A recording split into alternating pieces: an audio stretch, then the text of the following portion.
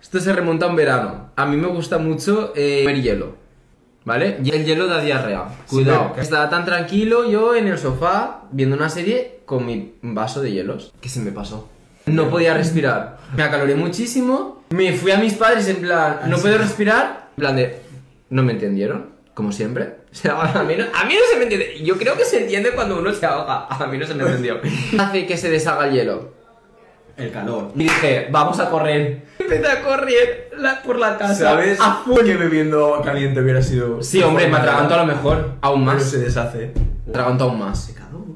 ¿Sabes? Yo, mientras me ahogo con el vaso en el micro. Ya muerto en vida. Bueno, aguanta en su punto. Que me puse a correr el pasillo para adelante, para arriba. Se me fue el hielo para abajo y continué comiendo hielos.